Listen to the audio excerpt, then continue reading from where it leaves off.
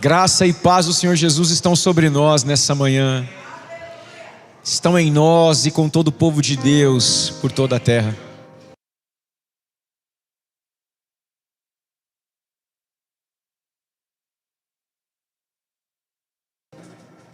Dizer para você que nessa manhã o apóstolo Luiz não está conosco porque está servindo nossos irmãos no Recife. Ele está pregando em um retiro, mas servindo também irmãos da igreja que o levaram para esse retiro. Dias bem intensos. Ele precisa das nossas orações, meus irmãos. Precisa das nossas orações. Então, até a volta do apóstolo Luiz, nós vamos permanecer intercedendo por ele, amém? Nos momentos em que estivermos reunidos em casa, ou no momento que você estiver na sua devoção pessoal, por favor, ore pelo apóstolo Luiz.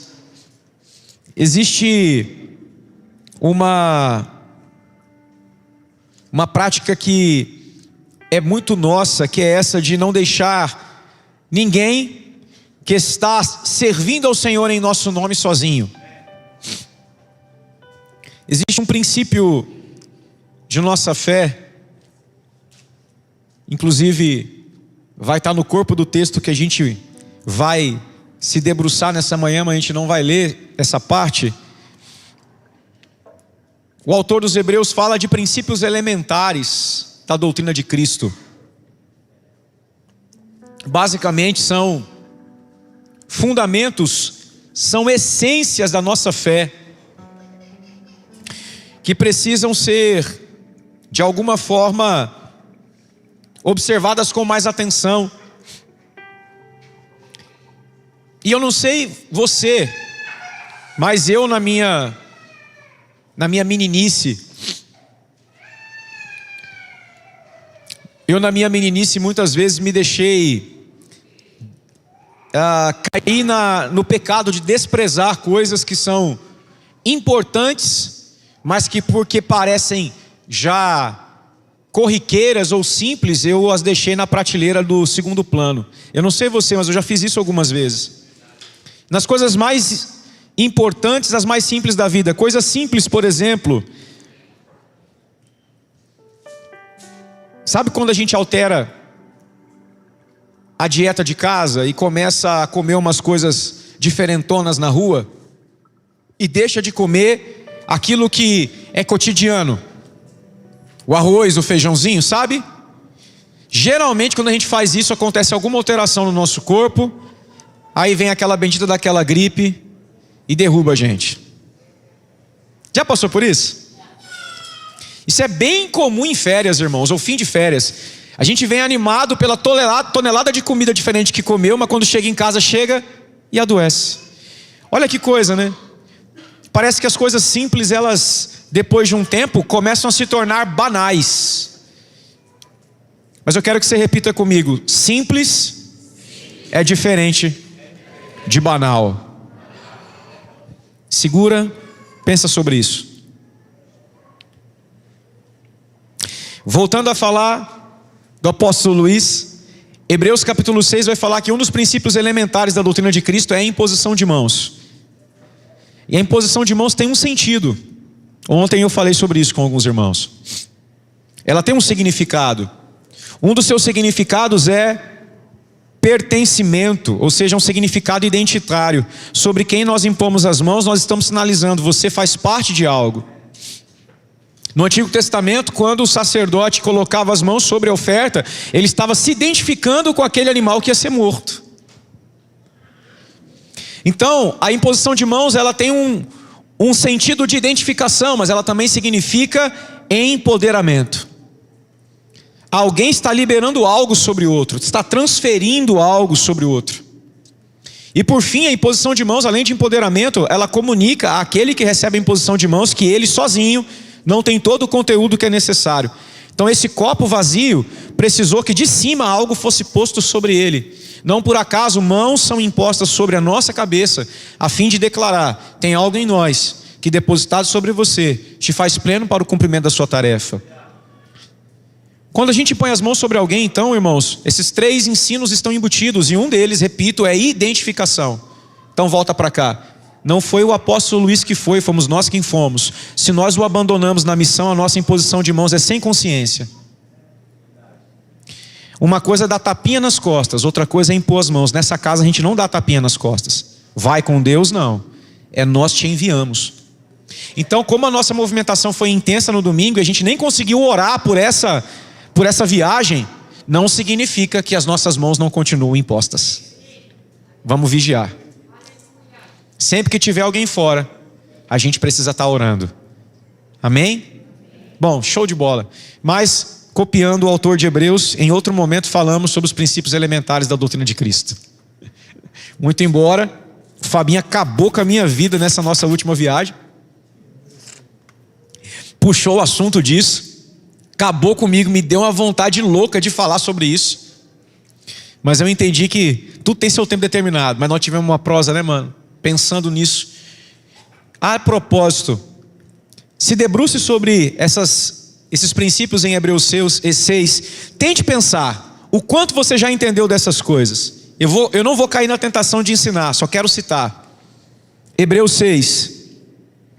Por isso, pondo de parte os princípios elementares da doutrina de Cristo, deixemos-nos levar para o que é perfeito. Eu quero falar sobre deixar-nos levar para o que é perfeito, não lançando de novo a base do arrependimento das obras mortas, um princípio. Segundo, da fé em Deus. Terceiro, o ensino de batismos. Quarto, imposição de mãos. Quinto, ressurreição dos mortos. Sexto, juízo eterno. Tarefinha de casa. Tente mensurar o quanto você entendeu isso. Amém? Bom, agora vamos à palavra de hoje. Eu quero falar, na verdade, irmãos, nessa manhã, sobre crescimento, maturidade. Se eu puder nomear essa mensagem para tornar mais fácil o trabalho do Guilherme, o tema será: deixe-se aperfeiçoar. Você vai entender o porquê. O tema: deixe-se aperfeiçoar. Mas o meu foco aqui nessa manhã é o assunto da maturidade, do crescimento. Antes de irmos propriamente para o texto bíblico, eu quero trazer para você de forma bem rápida luz sobre alguns conceitos da Escritura que muitas vezes a gente lê, alguém nos fala, mas não nos são claros. Por exemplo, para a Escritura, maturidade é sinônimo de estatura. Maturidade é sinônimo de estatura. O texto que nós conhecemos aqui, de muito citar e de muito estudar, de Efésios 4, que fala sobre as 5 graças ministeriais, fala que essas 5 graças estão operantes até que todos cheguemos à unidade da fé, ao pleno conhecimento do Filho de Deus e à estatura de varão perfeito, a plena varonilidade. Então olha só, a estatura de varão perfeito é a máxima estatura que a igreja pode alcançar. E a estatura de varão perfeito nada mais é do que a estatura de Cristo. Então a régua de Deus com a qual somos medidos chama-se Cristo. Cristo é o padrão. Cristo é a régua. Cristo é a regra. Ele é a medida. Então Cristo é a estatura máxima. É o que desejamos alcançar. Logo, o que chamamos de filho maduro é a estatura de Cristo. Tudo que é abaixo disso é filho em amadurecimento. Filho maduro, varão perfeito ou pleno, é a estatura de Cristo. Então, entendendo que maturidade e estatura são sinônimos, quando a Bíblia fala de crescimento, ela não está falando de envelhecimento. Ela está falando de aumento de estatura. A linguagem do crescimento na Bíblia é uma linguagem espiritual. Se você a levar para o lado literal, você vai pensar que crescer é ter um corpo esticado. E à medida que o corpo estica, o que acontece com os anos? Eles passam. Então, na biologia, corpo grande, em tese, é corpo maduro. Contudo, a própria biologia tem seus paradoxos, tem seus contraditórios. Doenças de crescimento que mostram que é possível ver os anos passar, mas o crescimento não alcançar.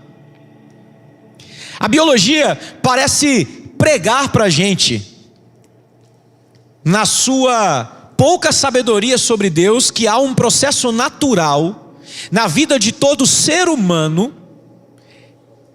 de nascer, crescer e atingir maturidade para frutificar. Eu digo que a biologia tenta falar sobre isso porque eu creio que os céus proclamam a glória de Deus. O firmamento anuncia as obras das suas mãos. Há um testemunho de Deus na natureza, mas o pleno testemunho de Deus está em seu Filho Jesus Cristo.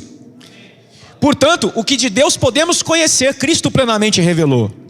Quando vamos às Escrituras, vamos ouvir as palavras de Cristo e o que de Cristo foi entendido na antiga aliança. Ou seja, para nós,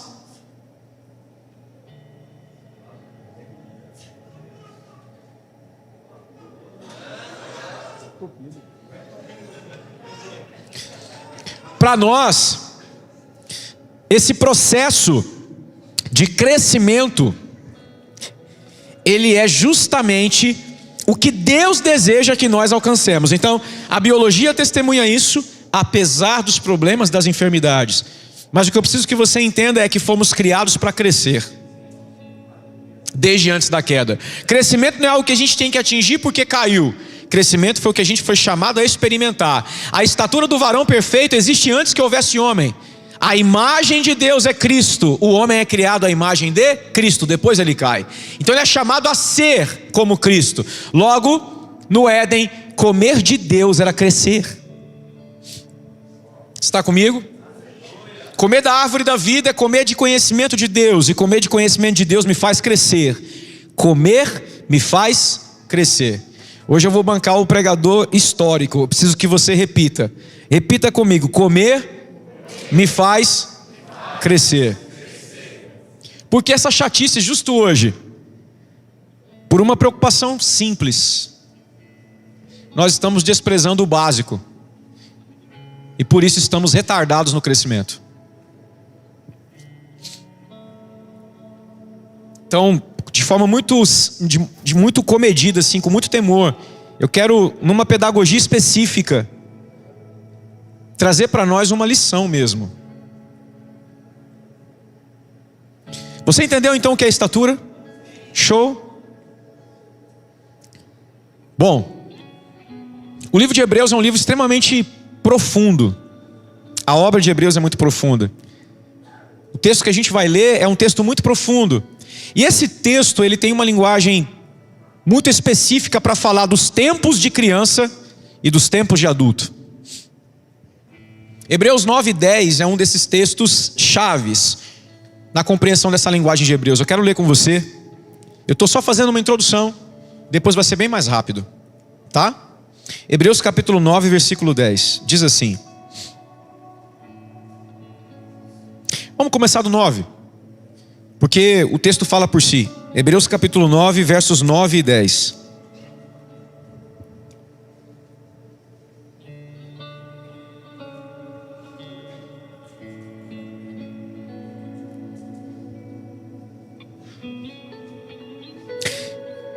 É isto uma parábola para a época presente. E segundo esta, se oferecem tanto dons como sacrifícios, embora estes, no tocante à consciência, sejam ineficazes para aperfeiçoar aquele que presta culto. Preste atenção. Ineficazes para aperfeiçoar aquele que presta culto. Uma pausa. Eu disse que crescimento na Bíblia é sinônimo de... E estatura é sinônimo de...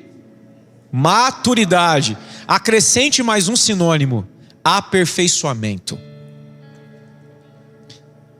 Aperfeiçoar é sinônimo de crescer, que é sinônimo de amadurecer. Quando a gente é aperfeiçoado, amadurecido ou crescido, aumenta a nossa estatura. Então o texto aqui começou dizendo coisas que não têm eficácia de crescimento. Essas coisas ele chama de parábolas para a época presente. Mas vamos continuar. Os quais não passam de ordenanças da carne, baseadas somente em comidas e bebidas e diversas abluções, impostas até o tempo oportuno de reforma. Alguém tem alguma outra versão dessa parte final do texto? Muito bom. A parte final do texto para você é tempo oportuno de reforma, Andrei? Alguém tem algum final diferente? Oi? Tempo da nova ordem. Caraca, é isso aí. Tempo da correção, o que mais? Gente, isso tudo é correlato. Tempo de reforma, tempo da nova ordem, tempo da correção. Por quê, Leandro? A palavra literal é tempo de endireitamento. Então o que ele está chamando de tempo de endireitamento são os dias da nova aliança, Zé. A nova aliança vem endireitar o que a velha não conseguiu alcançar. Porque a velha é coisa de criança, a nova é coisa para adulto. A velha é cheia de sentidos escondidos em símbolos. A nova revela claramente todas as coisas. Por isso, Vinícius, ela é a nova ordem. Porque agora eu vejo claramente. Antes eu vi em parte. Como a gente já tem cantado aqui há alguns anos. Antes eu via em sombra, agora eu vejo em realidade. Antes eu colocava a mão sobre um cordeiro e o imolava. Agora eu vejo o cordeiro sendo imolado por Deus. Antes eu queimava incenso na expectativa de que Deus estivesse ouvindo a minha petição. Agora a minha oração vira incenso. Tem símbolo escondendo sentido na antiga aliança. Porque com criança a gente conversa com símbolo. Não é verdade? Neném vem e pergunta como foi que ele nasceu. Você não conta a verdade nua e crua, né? Tem a história da cegonha, do passarinho, da sementinha. Tudo isso nada mais é do que simbologia de uma verdade encapsulada. Tem verdade escondida na história simbólica, até que chega o momento em que a gente tira a cápsula e revela a verdade. Tinha Cristo escondido no cordeiro, tinha Cristo escondido no altar, tinha Cristo escondido na arca, tinha Cristo escondido no tabernáculo, tinha Cristo escondido nas tábuas da lei, tinha Cristo escondido em Arão e na vara de Arão, e se não bastasse, tinha Cristo escondido antes de Arão, no sumo sacerdócio de Melquisedeque. Deus sabe conversar.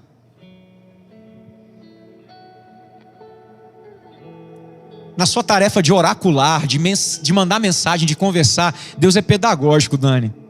Ele sabe falar na linguagem que a gente entende. Quantos de vocês aqui chamados ao ministério que não são pastores, mas são ministros de outra vocação? Profetas? Tem alguém que evangelistas, mestres? Quem? Deus chamou vocês lá atrás. Algum de vocês foi chamado de pastor por Deus na boca de alguém? Te chamei para ser pastor? Mas Deus te chamou para ser pastor, Tailon? Mas te chamou para ser pastor. Na linguagem da época era o que você entenderia. Deus tem sua pedagogia. Deus sabe falar gugu dadá neném. Mas não imagino que ele faça isso com um homem de 30 anos. E é aqui que eu quero começar a falar para vocês sobre o chamado ao crescimento que é próprio da nova aliança. Deus não quer ter filhos criança, Deus quer ter filhos ruiós, maduros, a estatura do seu filho. Todo esse processo revelacional na história tem um clímax, Cristo. E se Jesus está sendo revelado como imagem de Deus, é para a criação olhar para Ele e glorificá-lo, mas para a humanidade olhar para Ele e se inspirar. Nós vamos imitá-lo e nos tornarmos como Ele. A máxima do apóstolo Paulo ao dizer: quero conhecer a Cristo, o poder da sua ressurreição. Entende? Está nas Escrituras o desejo apostólico de crescimento, que na verdade é desejo divino de nos ver maduros. Mas aí, irmão, se nós estamos na aliança do endireitamento, no tempo da nova ordem, no momento do conserto, por que ainda vivemos nas sombras e não na realidade? Por que ainda experimentamos tão pouco de toda essa vitalidade da nova aliança? A resposta é simples: porque somos meninos. Só pode desfrutar da herança e administrar aquele que cresceu. Enquanto ele não é crescido, ele tem herança, mas não usufrui. Ele tem que aguardar o tempo da sua maturidade, como diz Gálatas. Tá, somos meninos, mas qual é a causa da nossa meninice? Aí entra o texto com o qual eu quero falar com vocês. Provavelmente serei breve. Hebreus capítulo de número 5, a partir do verso 7. Nós vamos ler com muito carinho esse texto. Hebreus capítulo 5, a partir do verso 7. E nós vamos até o capítulo 6, verso 1.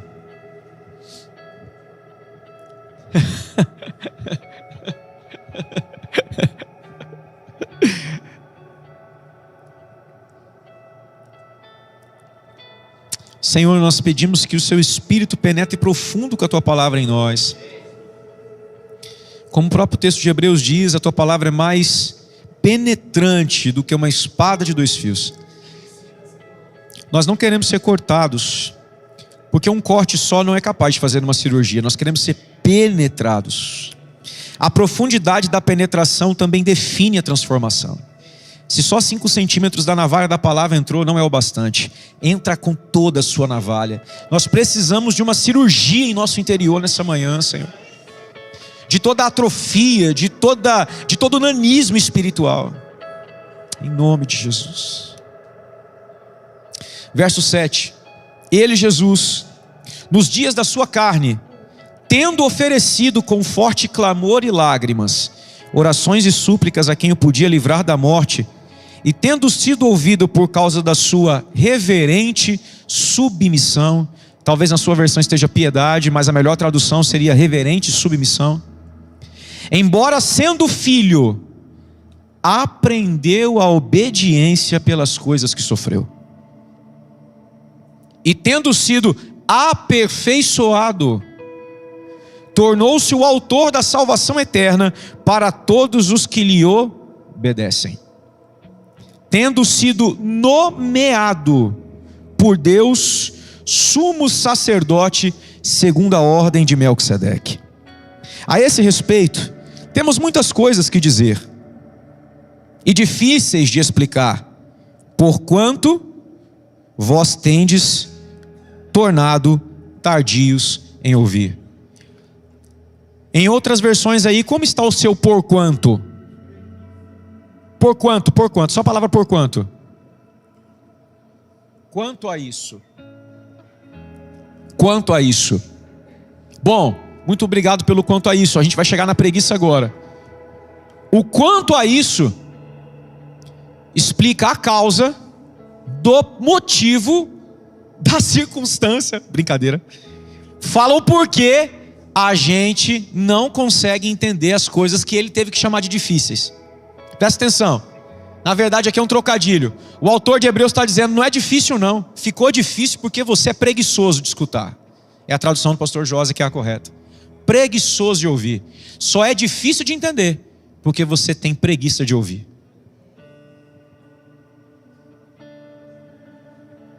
Então ele não está aceitando que é difícil. Ele está explicando, é difícil para você que é preguiçoso em ouvir. E aqui eu queria fazer uma conexão com o que Deus nos falou no início desse ano, na virada. Vai ter com a formiga, ó preguiçoso. Você foi ter com a formiga? Porque nós estamos, coincidência ou não, estou eu aqui pregando, no primeiro domingo do meio do ano. para te perguntar: o que você fez com os 6 meses que Deus te deu? Estabeleceu a preguiça ou foi ter com a formiga? O que eu fiz? O que nós fizemos? Me debruçando sobre esse texto de novo nesses dias, eu me peguei cortado outra vez pela bendita da formiga. Vai ter com a formiga, ó preguiçoso, e o texto diz: observa as suas obras. E a bendita da palavra formiga em hebraico vem de um radical hebraico que significa aquele que é cortado. Na verdade, formiga dá uma ideia de cortante. Ele está me mandando ir com aquele que é cortado e por isso se tornou cortante. E no texto de Hebreus, o nosso modelo é Cristo, que tendo sido cortado pelo sofrimento, tem autoridade para falar do que é maturidade.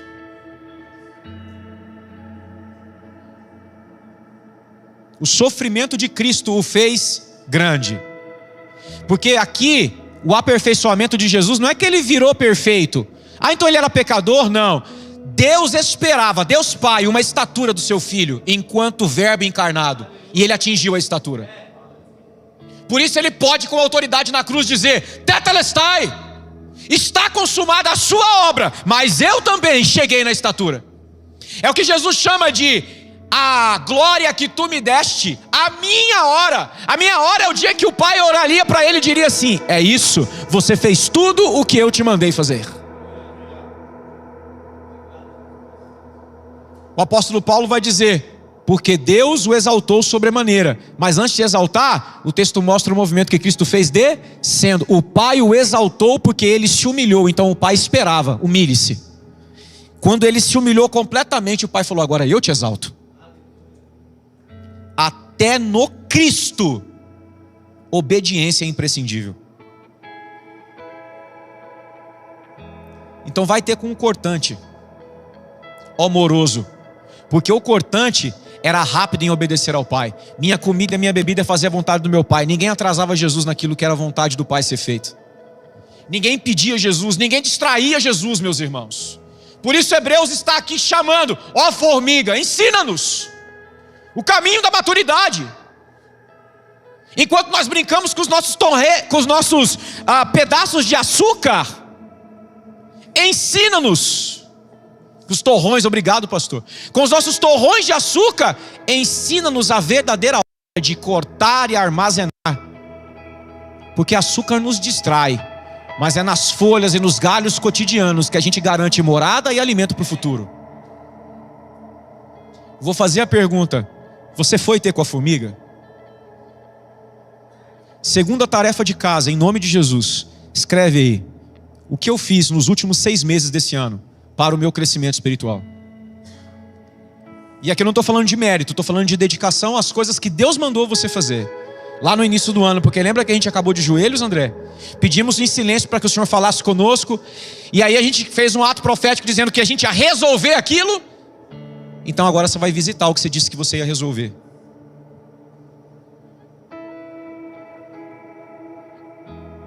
Essa semana, em nome de Jesus, e você vai prestar conta disso a alguém. E não precisa ser eu. Trouxa. Você gosta, né, cara? Vamos continuar? Tá comigo? Vamos voltar para Hebreus. Nós nem saímos daqui, né? Verso 11.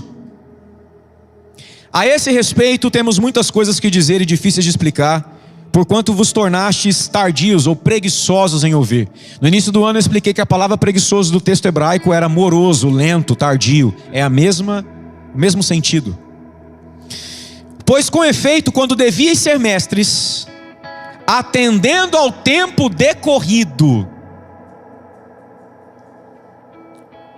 tendes novamente necessidade de que alguém vos ensine de novo quais são os princípios elementares dos oráculos de Deus. Assim vos tornastes como os necessitados de leite, não de alimento sólido. Ora, todo aquele que se alimenta de leite é inexperiente na palavra da justiça, porque é criança.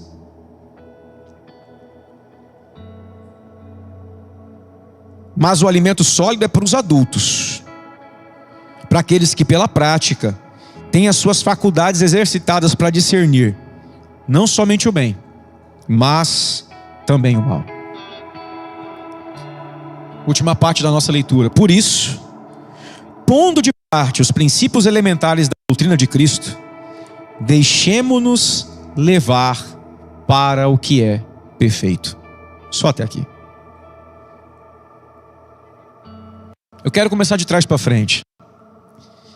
Eu li essa versão porque ela é uma tradução muito fiel a algumas expressões, alguns verbos do texto. Especialmente a expressão deixemo-nos levar. Eu quero começar por ela. Aqui a tradução é exatamente essa, Jaque. A ideia não é que eu vou, é que alguém me leva. Não sou eu que vou à perfeição, é alguém que me conduz a ela. Deixar-se levar é só tipo assim, tem como não atrapalhar? Só tem como não atrapalhar o caminho? Porque tudo é necessário para que você cresça, já foi disponibilizado. Tem como você se deixar levar? É por isso que o tema dessa mensagem é deixe-se aperfeiçoar. Assim como deixem-se encher do Espírito Santo, tem como só não se tampar, não atrapalhar? Porque a gente atrapalha muito, achando que a gente pode fazer coisas que só Deus faz. Quem pode aperfeiçoar eu e você é só o Senhor. Mas você pode não atrapalhar.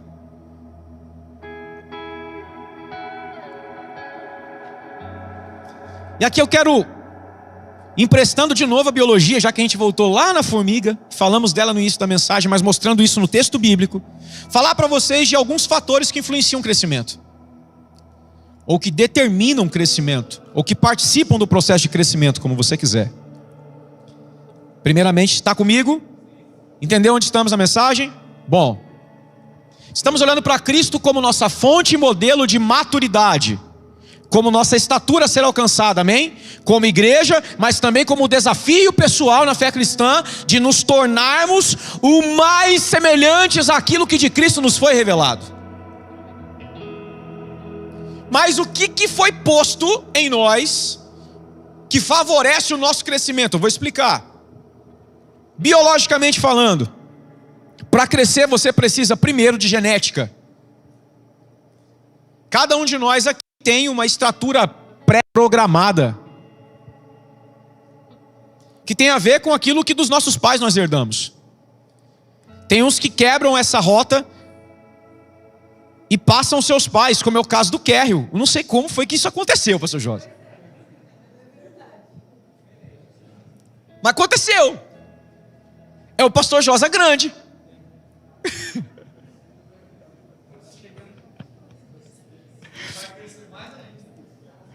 Então, irmãos, genética é um dos fatores que influenciam, porque existe um impulso interno na sua natureza para que você cresça. Mas você pode ajudar ou atrapalhar, cooperar ou atrapalhar. Como? Segundo fator, nutrição ou dieta. Se nós nos alimentamos de maneira inadequada, o corpo fica sub- ou desnutrido. Sem a devida carga nutricional, ele começa a ter que trabalhar de forma a sustentar o que existe, e não a fazer crescer o que poderá ser.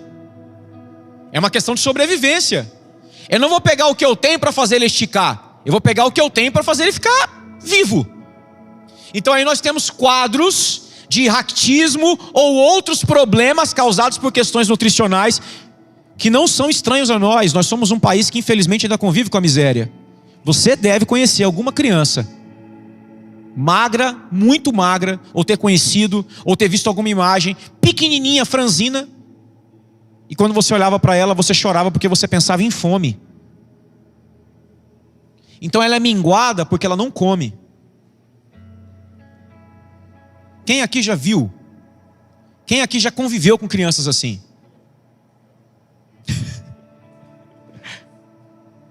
Então o primeiro fator é a genética, ou a natureza, ou a essência, se você preferir. O segundo é a nutrição, ou a dieta.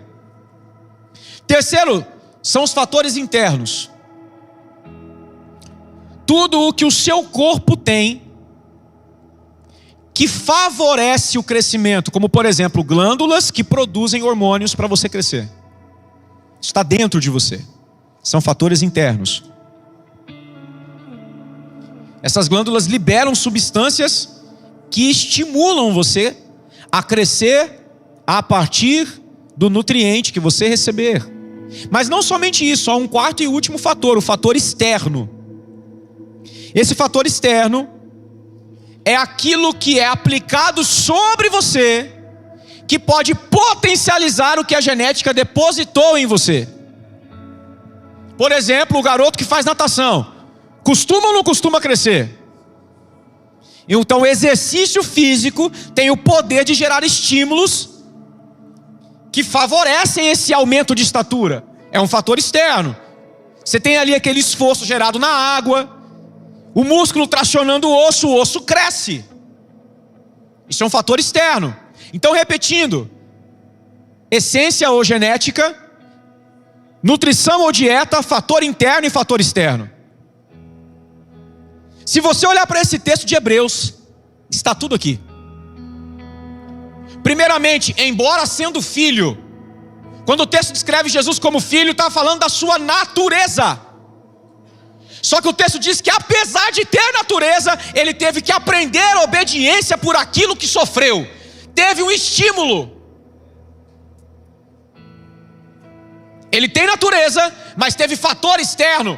Foi conduzido ao deserto pelo Espírito Santo para ser tentado pelo diabo. Fator externo. Jesus tem dieta. Minha comida e minha bebida é fazer a vontade do meu Pai. O texto de Hebreus tem dieta. Para criança é leite, para adulto é alimento. O texto não diz que é problema tomar leite enquanto se é criança. O problema é ter que voltar a tomar leite quando, tendo passado o tempo decorrido, eu ainda não cresci. Sabe o que é o tempo decorrido aqui? Passou-se 30 anos e diante de mim ainda está um bebê de 6 meses. É isso que Hebreus está condenando. Hebreus não vê problema em criança tomar leite. Hebreus vê problema em você deveria ser adulto. Ainda é criança. Desperdiçou tempo e ainda tem que tomar leite. Você deveria ser nutridor enquanto ainda está sendo nutrido. Você deveria ser quem administra a despensa enquanto ainda está vivendo coisas de criança. Você deveria ser dispenseiro enquanto ainda é filhote. Maria está aqui na minha frente comendo papinha. Isso é normal. Começou com leite, agora é papinha. O alimento está se tornando mais sólido. O corpo dela corresponde com isso, dando dentes. O amadurecimento do sistema mastigatório, do sistema digestório, tem algo por dentro dizendo, bora crescer. Só que se ela resolver, a mamãe resolver só dar coisinha líquida, vai começar a atrofiar.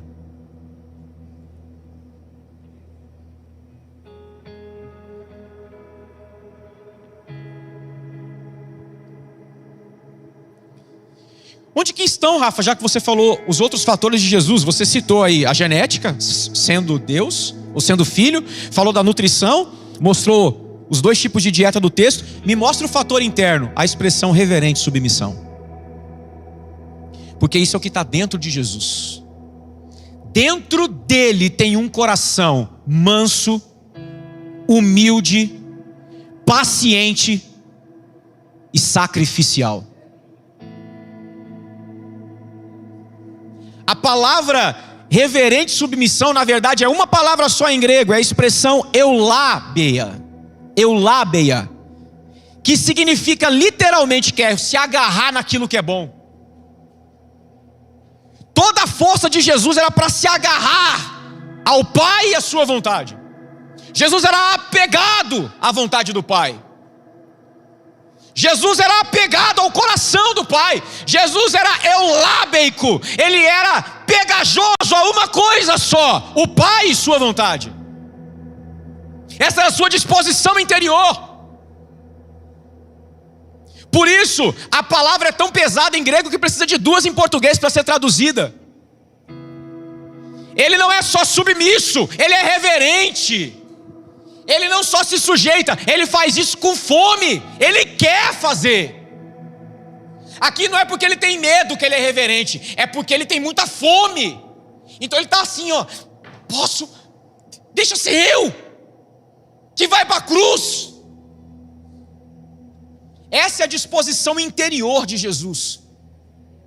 Seu coração é como uma grande glândula que diz, bora para a cruz, o Pai tem que ser crucificado. Ou melhor, você tem que ser crucificado pelo Pai. O Pai tem que ser glorificado, era isso que eu queria dizer. Há um impulso interior em Jesus.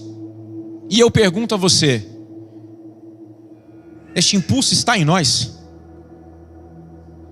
Mas antes de explorar, calma, eu quero só trazer os 4 pontos.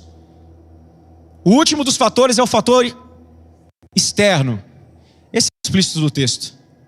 Aprendeu a obediência por aquilo que sofreu.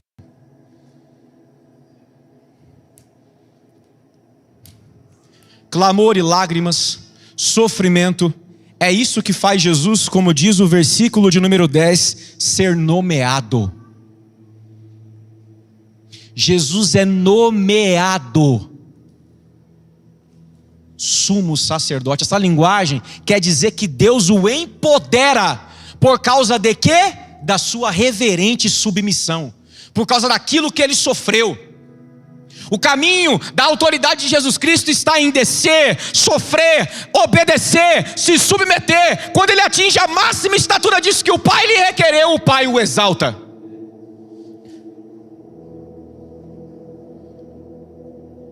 Por isso Jesus pode dizer para nós, aquele que se humilha, Deus o exaltará. Porque ele é o exemplo disso. Genética, nutrição, fatores internos e fatores externos. Agora eu quero fazer perguntas. Qual é a sua genética? Você nasceu de novo? Você tem convicção de que você é filho de Deus? Isso eu não posso responder para você. Isso só você pode responder para si mesmo. Eu tenho convicção de que eu sou um filho de Deus. E não é porque eu sou profeta, não é porque eu oro, e não é porque eu li a Bíblia. Todas essas coisas só existem porque eu sou filho de Deus, e não o contrário. Eu sei que eu sou, porque acontece comigo o que Paulo diz em Romanos. O Espírito de Deus testifica com o meu espírito todo dia. Você é filho. É por isso que ele puxa a minha orelha, ele me corrige, eu choro. Fico triste com as minhas cagadas, porque o Pai corrige a filhos. É o testemunho no meu espírito que me diz isso. Por isso eu repito, eu não posso fazer isso por você. Eu tenho testemunho no meu. Eu não sei do seu.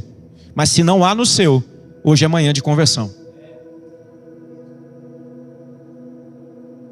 Não dá para se esconder no meio dos filhos, achando que tornar-se filho é uma coisa que acontece enquanto você trisca com filhos. Andar no meio dos filhos não te faz filho.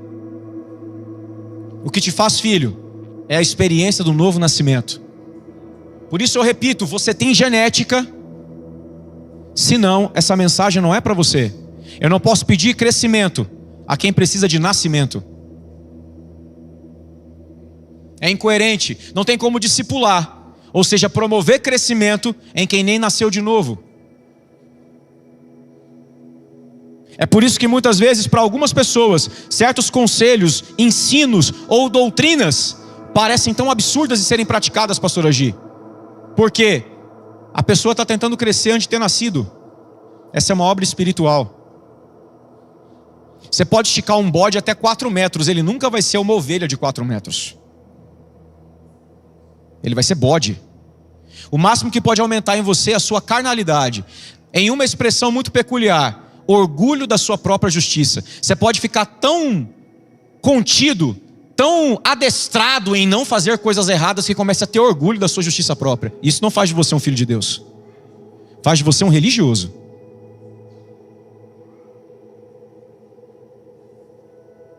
Adestramento social não é novo nascimento. Qual a sua genética? Segunda pergunta, o que você tem comido? Qual é a sua dieta? Aqui eu me refiro à revelação de Jesus Cristo que você tem recebido. Vou começar pelo que é mais básico, para depois entrar no que é mais profundo nessa pergunta, Rô. Você concorda que a revelação de Deus, o que você tem aprendido no lugar onde você está? Responda para você mesmo, para você não se expor dependendo do que eu for fazer em seguida. Eu não quero te constranger, eu quero te fazer pensar. Se você concorda e você não vive, você é uma incoerência ambulante. O nome disso é hipocrisia. Vou repetir a pergunta. Você concorda que a revelação de Jesus Cristo, o que você tem recebido de ensino no lugar em que você está? Se você concorda e não pratica, você é uma incoerência ambulante, um hipócrita. Você é o tipo de pessoa que está atrapalhando a si e aos outros. Comida está na mesa, você não come. A colher está na tua boca e você cospe.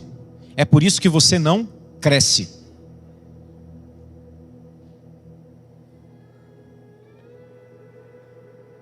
Eu falei que eu ia começar pelo mais superficial da dieta. E o mais superficial é o que você faz com a comida.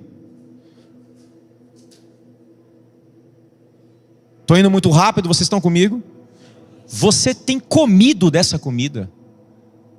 Agora começa a parte profunda. Quais são os sinais de que eu estou comendo?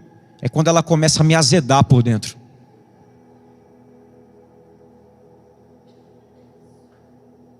Porque o que você come te transforma. Mas o que te transforma vai te destruir por dentro. Porque não tem como habitar dentro de você duas naturezas, a de Adão e a de Cristo. Se o que você recebeu é Cristo como comida, Cristo vai matar seu ego.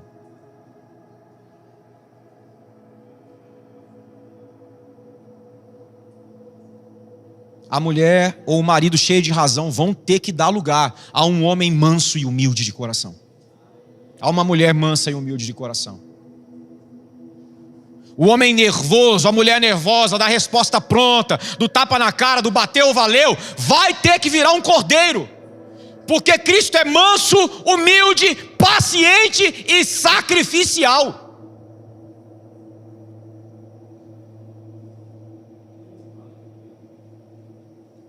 Esse é o nosso Senhor, manso, humilde, paciente e sofredor, sacrificial. Se você não sabe sofrer, você ainda não comeu o bastante de Cristo. E sofrer aqui é quando você tem razão e quando você não tem razão. É o cara que te repreende porque você está errado, e você recebe aquilo, fica ruim, mas diz: obrigado, Jesus, estou sendo humilhado pelo erro que eu cometi. Mas o cara pode te xingar de um monte de coisa que você não é, e você diz: obrigado, Jesus, eu estou sendo humilhado por aquilo que eu não sou, mas eu estou aprendendo a obediência por aquilo que estou sofrendo. Eu estou sentindo o sabor do que é ser você.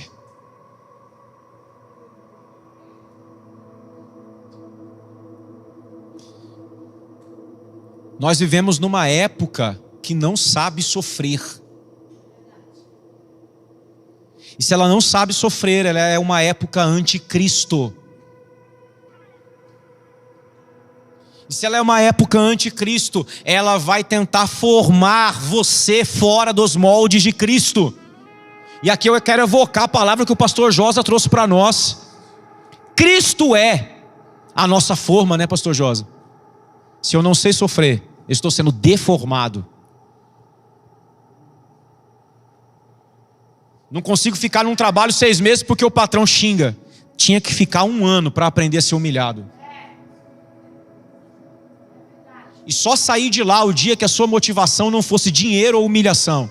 Mas não, eu preciso de um novo rumo para a minha carreira. Mas é porque o cara fala na sua cabeça: sim, sim, é que eu aprendi com o meu Senhor que toda oportunidade de ser humilhado eu vou abraçar como uma oportunidade de ser aperfeiçoado. Nós somos a geração que tem como marca carteiras de trabalho com menos de 12 meses. E não é porque tem boa oportunidade ali não, é que a gente não sabe aguentar nada.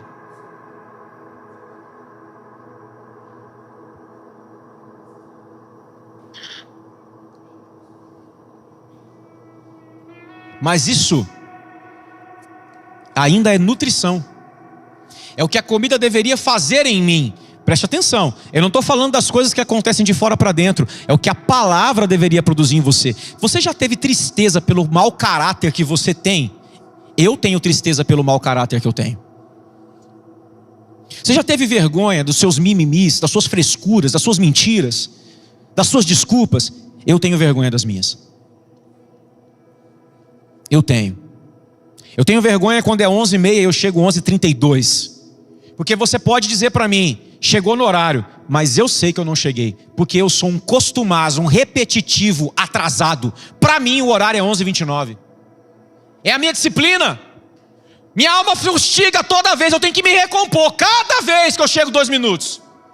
No portão da casa de quem quer que seja, eu estou pregando para mim mesmo. Mais uma vez, Rafael.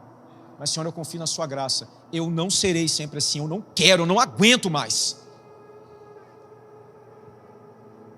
Irmãos, a gente deixa aquilo que deveria nos curar se transformar no travesseiro da nossa autocomiseração. Vou dar meu exemplo. Cheguei 11h32 numa reunião. Fabinho sai da porta do AP e brinca: 2 minutos, hein? E eu devolvo. A reunião não começou ainda. Baixa a tua bola. Baixa a tua bola, Clóvis Rafael. O combinado era 11h30. Não interessa que não começou, você está errado. Primeira versão do Clóvis Rafael. Agora mais Clóvis do que Rafael, né? Ficando velho, irmãos.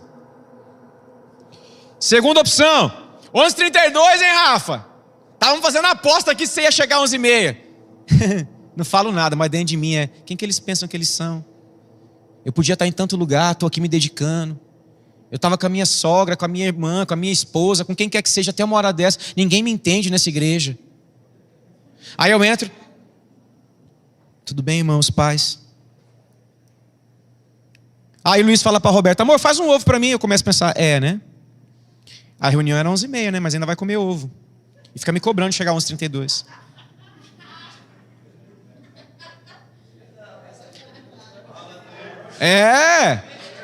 Rafa, você está inventando isso? Não, isso é história real. É tipo lembrete de novela. Qualquer semelhança com a realidade não é mera coincidência. Isso é verdade. Estou pondo para você, tirando a cortina do meu ser e te mostrando. Mas sabe o que acontece nesse mesmo momento? Cala-te, carne. Você está atrasado. Seja humilde. E aí, pum, liga o modo on do Rafa espiritual. E eu começo a conversar com os meus irmãos e brincar com eles. Isso acontece comigo sempre. Só tem uma coisa: eu não deixo a voz do ego dominar o que eu decidi ser no Senhor. E eu não falo por mérito. Irmãos, eu estou perseguindo uma coisa: eu me apaixonei pela humildade do nosso Senhor Jesus Cristo. Ela tem me constrangido.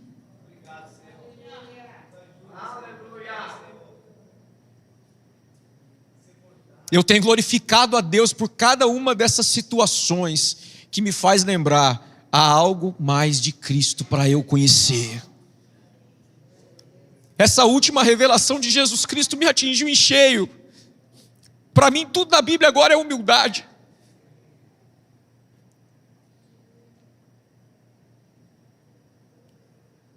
Quais são as suas desculpas, irmão, que faz você virar a mesa e achar que errado está os outros, sendo que você deveria? Ela está se arrependendo. Com raiva do que disseram, do que fizeram, do que não fizeram. Você é isso. Se você é, se arrependa. Se você não é, aceite humildemente a oportunidade de ser humilhado para a glória de Deus. Não deixe os fatores internos, suas mágoas, seus problemas interiores, traumas não resolvidos, te impedir de crescer. Se é preciso ir a um psicólogo, vá, não há problema nisso. Rafa, eu não consigo, eu já tentei tantas vezes, essas situações me travam. Meu irmão, você ama Jesus? Sim. Você é um homem de oração? Sou. Homens de oração vão ao psicólogo. Mulheres de oração vão ao psicólogo. Só não permita viver mais um ano preso por fatores internos que são completamente opostos ao de Cristo. Reverentemente submisso.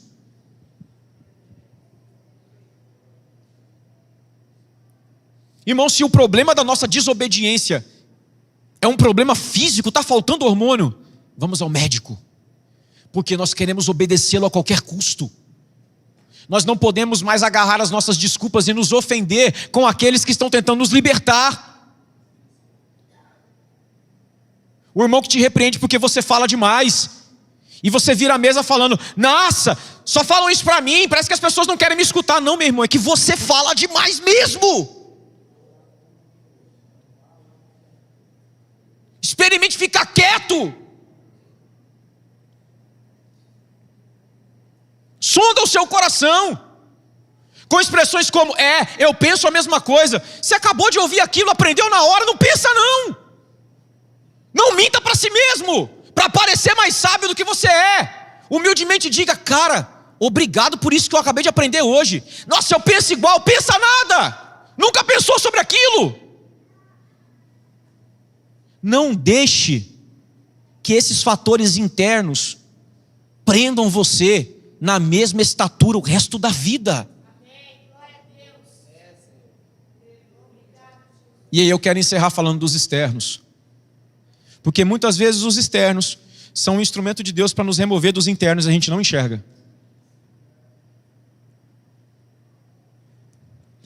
Existem sofrimentos que Deus permite que nós passemos para nos libertar de cadeias interiores, e a gente não consegue perceber.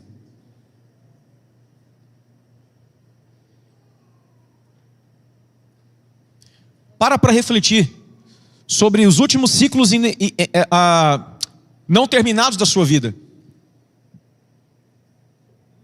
E comece a perceber situações do lado de fora repetindo-se.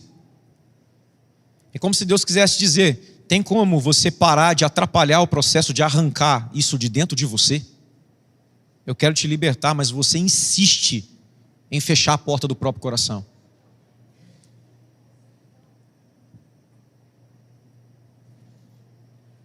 Me ouça em nome de Jesus no Espírito, porque como parte do ministério que pastoreia o coração de vocês, eu sou um com outros presbíteros aqui, eu sei de muitas histórias dos irmãos, mas eu não estou mandando recado para você das coisas que eu diria olhando nos seus olhos. Eu estou ensinando vocês a partir de uma preocupação de observação. Essa não é uma palavra profética. Deus não me disse pela manhã: pregue isso. Essa é uma preocupação de um profeta, que em muitas mesas tem visto exatamente essa postura. Então eu repito, eu não estou mandando recado para você, mas eu estou pregando sim para você e para mim. Então não me olhe torto amanhã, me olhe com amor. Eu estou te ensinando, eu estou te dando comida para te libertar do que pode estar te prendendo. Ainda vou ser mais claro: você está falando do não me olhe torto porque tem alguém olhando torto? Não, vocês estão me olhando como se vocês estivessem me comendo. Eu estou feliz, mas eu conheço o adversário das nossas almas. Quando você sair de diante do meu rosto, ele vai começar a plantar dúvida em você. Ele vai dizer: o Rafa disse isso para mim no microfone. Meu Deus, por que ele fez isso? Esse é o nosso inimigo. Porque se há fatores externos de Deus que vêm para nos aperfeiçoar, tem fator externo das trevas que vem para nos encaixotar na estatura, pastor Josa. Setas do diabo, não é seu pensamento não. É seta do diabo na sua mente para colocar em xeque o que Deus está fazendo. E eu vou te dizer, vai acontecer, estou te prevenindo.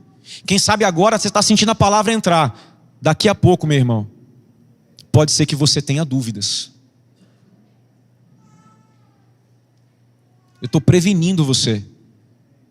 Os fatores externos são um chamamento de Deus, por meio das circunstâncias da vida, para a libertação dos fatores internos.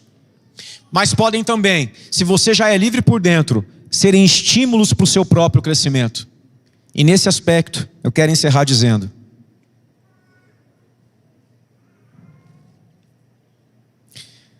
nós precisamos aprender o que é vida martírica antes de desejarmos o martírio. Vou repetir.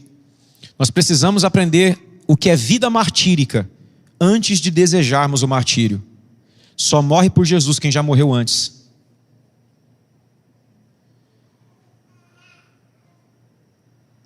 O martírio é uma glória que nos é compartilhada, Dani. mas ela é compartilhada com cordeiros imolados.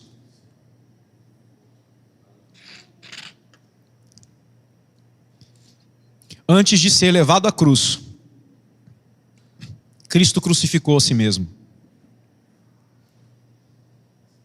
Suas vontades, seus direitos, Ele desceu. Deus não vai levar-nos ao martírio na marra. A gente precisa decidir morrer primeiro. E isso é todo o dia. Ninguém toma a minha vida. Isso mesmo, pastorzão, eu mesmo a dou. Jesus decide antes. Por isso esse texto ele é tão carregado de sentidos profundos.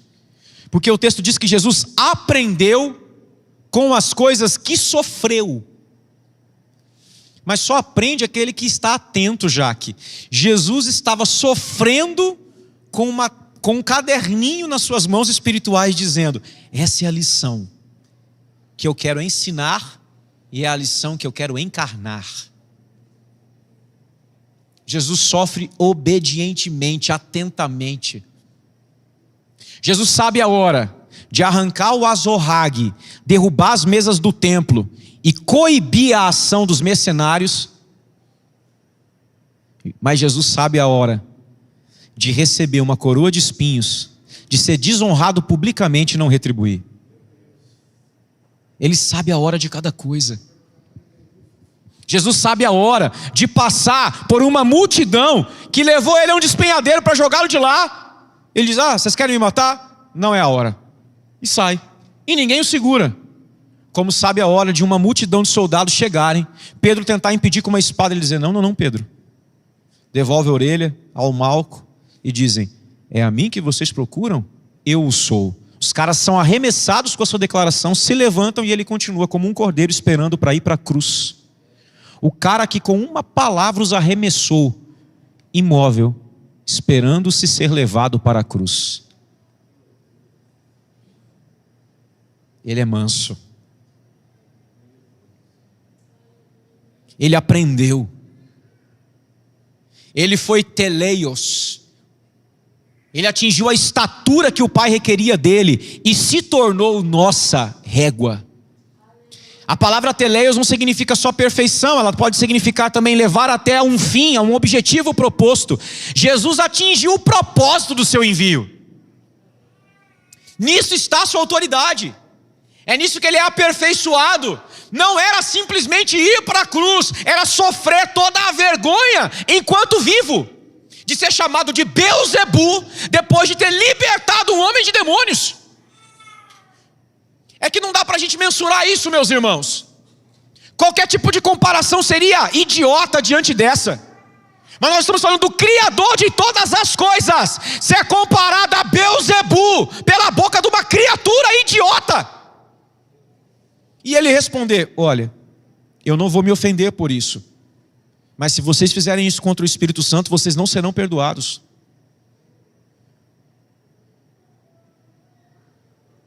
Você sabe o que é isso, irmão? Jesus poderia ter feito só isso aqui, ó. Desintegraria aquele cara.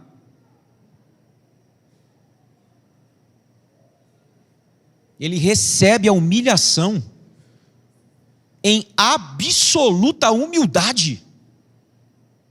E só dá uma orientação: olha, não faz isso com o Espírito Santo, senão você não vai ter perdão. O que ele está dizendo nas entrelinhas? Da minha parte você já está perdoado, mas não faça isso ao Espírito Santo, será blasfêmia. Talvez esse cara se tornou discípulo de nosso Senhor Jesus Cristo e compôs a igreja do primeiro século, que orava e operava poder no nome do Espírito Santo e expulsava demônios. O cara que chamou o Senhor de Beelzebu. Você já parou para pensar nisso? O texto diz que ele se tornou o autor da nossa salvação. Quero encerrar. Autor é o que causa alguma coisa. É a fonte. Jesus é a fonte da nossa salvação. Ele é a causa. Ele se tornou a causa por aquilo que sofreu, que reverentemente se submeteu a viver. O Pai o exaltou a esta posição, a posição de sumo sacerdote, conforme a ordem de Melquisedeque. Mas a palavra sumo significa supremo. Ele é o principal. Se ele é o principal, há outros que sacerdotam com ele. Mas para sacerdotar com Jesus, tem que ser no mesmo calibre. Na mesma natureza, na mesma dieta, nos mesmos fatores internos sujeitos aos mesmos fatores externos. Cristianismo sem sofrimento não é cristianismo. Cristianismo sem reverente submissão não é cristianismo. Cristianismo sem comer a vontade do Pai, viver a vontade do Pai não é cristianismo. Cristianismo sem novo nascimento não é cristianismo. Deixe-se levar pelo que é perfeito.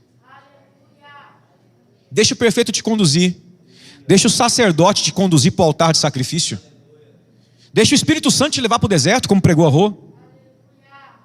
Deixa nosso Senhor Jesus Cristo te levar para a cruz.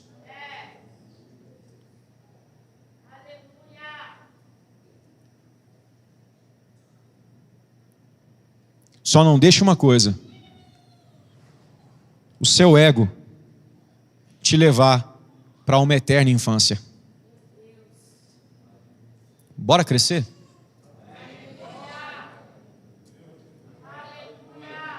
Bora crescer, meus irmãos? Vamos fazer um pacto com isso? Vamos crescer? Bora, nós queremos crescer. Tem gente precisando ouvir o evangelho por meio de nós, meus irmãos.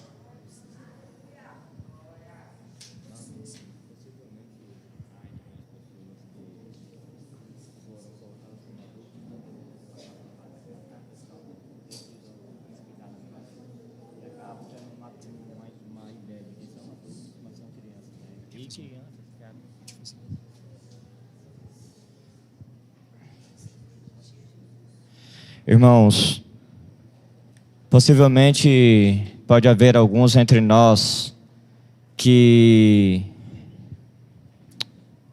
quando criança, foi imposto sobre ele um nível de responsabilidade e maturidade que ele não tinha condição de responder a isso. E ele feriu e foi ferido por conta disso.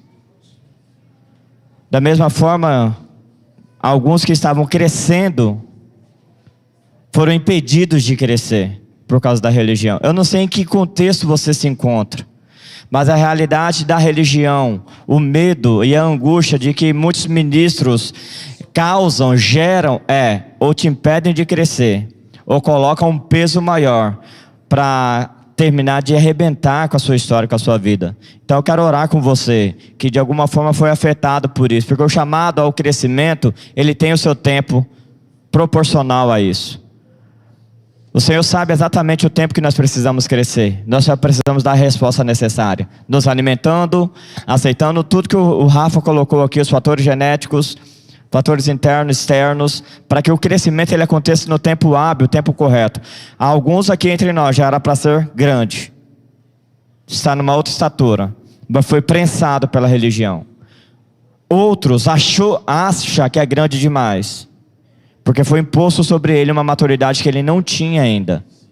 E precisa também de ajuda nesse contexto, e nós queremos orar por vocês. Amém? Sabe, Senhor, nós colocamos nosso coração diante de Ti esta manhã. Jesus como nosso maior modelo. Ele não pulou etapas. Ele teve o coração dele totalmente integral no Senhor, passando por cada fase. Ele foi amamentado por uma mulher. Ele se alimentou normalmente, ele passou a sua infância, a sua adolescência. E quando chegou a sua hora de manifestar o reino, de forma muito consciente, muito sábia, ele o faz. Ele sofreu todos os danos. Ele escolheu passar por todas as coisas. Ele não pulou etapas. A minha oração hoje, junto aos meus irmãos, nos ajude a passar por cada fase. Talvez alguns de nós aqui já era para ser mestre. E a religião, com a sua imposição, ou nos sufocou, ou colocou um peso que ainda não tínhamos condição de assumir, uma responsabilidade que não tínhamos condição de assumir. Mas hoje nós queremos, como igreja, dar a resposta necessária à fase em que nós nos encontramos. Hoje, nós queremos assumir as responsabilidades coerentes com a fase em que nós nos encontramos, com a maturidade que nós já temos, com a forma em que estamos nos desenvolvendo. Hoje, nós queremos assumir o nosso compromisso, o nosso papel de fazer o que já temos condição de fazer, de nos tornar o que já temos condição de nos tornar. Não queremos ser preguiçosos, não queremos ser tardios, não queremos negligenciar, mas aquilo que o Senhor já confiou a nós, a reflexão é o que nós fizemos nesses 6 primeiros meses do ano para o nosso crescimento espiritual. Nos ajuda, Jesus, hoje. Nos ajude agora a assumir a responsabilidade que o Senhor confiou a nós. Precisamos crescer. Precisamos ser fiéis àquilo que o Senhor tem nos dado como nutrição, como alimento. Precisamos dar respostas em relação a isso. Nos ajuda, Senhor. Se há em nós vaidade, se há em nós orgulho, a começar de mim, qualquer situação que esteja impedindo, atrapalhando o desenvolvimento, o crescimento, em nome de Jesus, nos arranca deste lugar. Nós queremos crescer. Nós precisamos crescer. Desejamos ser aperfeiçoados. A nossa régua é você, Jesus. Queremos sair do campo da comparação e olhar somente para Ti. Em nome de Jesus, você é a nossa régua. Em nome de Jesus. Em nome de Jesus.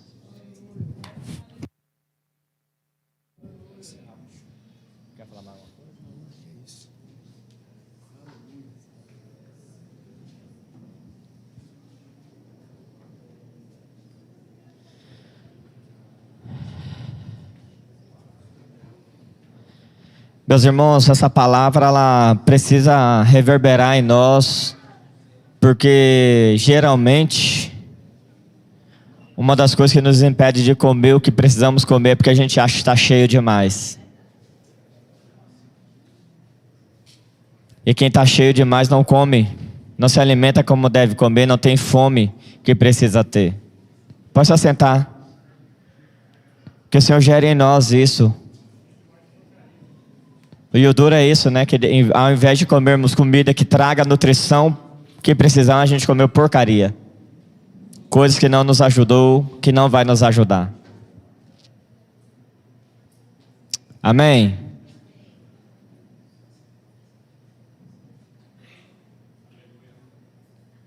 É muito bom isso.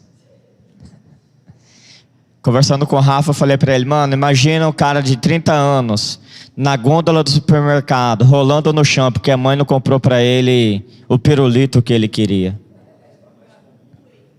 Parece que é estranho, mas nós nos comportamos assim, irmãos, em vários momentos, diante do Senhor.